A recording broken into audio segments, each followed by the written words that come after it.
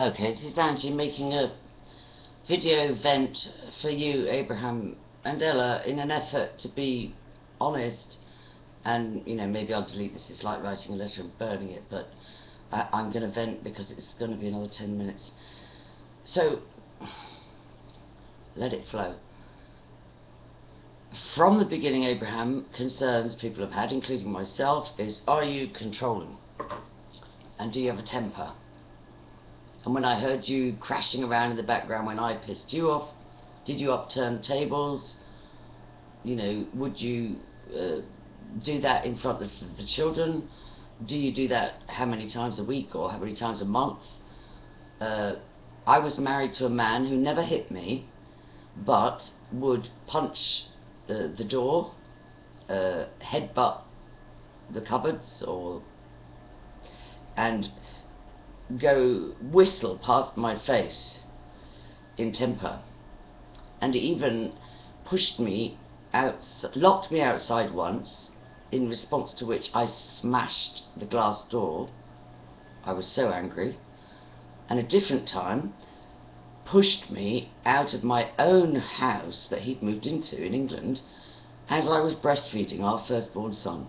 We were married at that time, but he had moved into my home and I was breastfeeding our child, and he actually pushed me outside of our home, breastfeeding. So, you know, crashing around, I vent and it scares people. I get told not to flash my eyes. And a lot of people get angry with anger being expressed. It's very confrontational, and it's a very healthy emotion as long as everybody feels safe. In order for me to fully be in the same space with somebody that will vent, a male, I need to know that they would never be violent,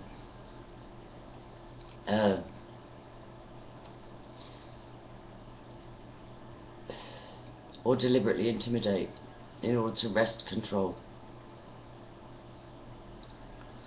Otherwise it's game over.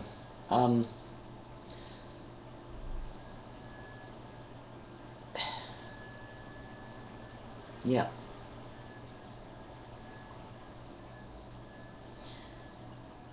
And the second part is, I don't know if you are too hard on yourself, like, because often people that can come across as controlling or intimidating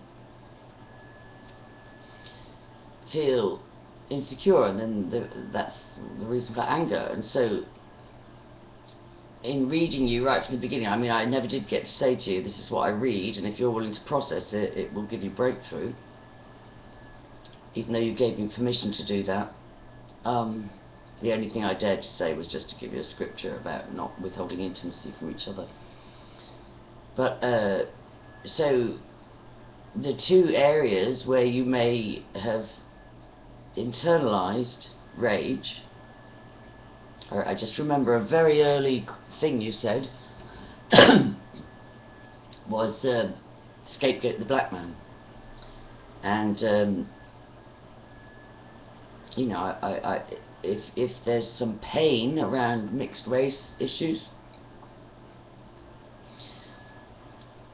you know, one of the experiments, I probably told you, one of the experiments that research committees did and used my older sister as a guinea pig for was interracial research, where they manipulated for her to breed with a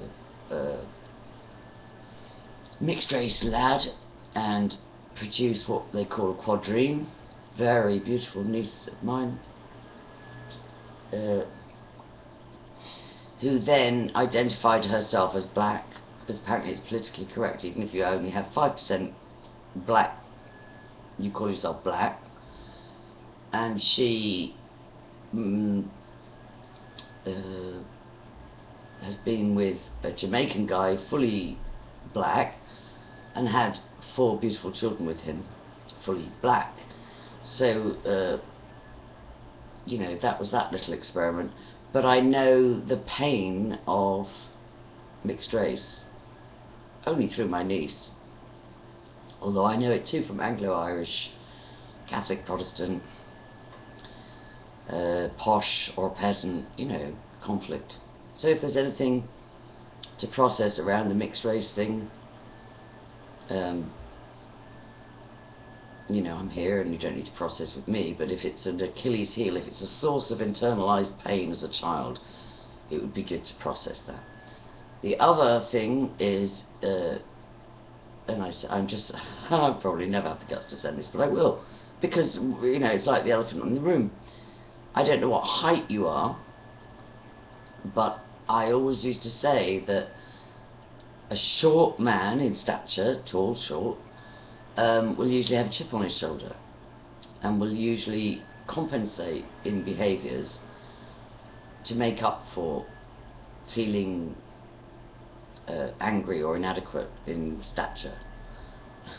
And we used to say, you know, guys that drive a Porsche have a small penis. It's like externalizing, you know, I'm not short, look at my car, or, you know, I'm not short, look at how angry I can be, or look at how scary I can be, or look at how powerful I can be, or look at how successful I can be.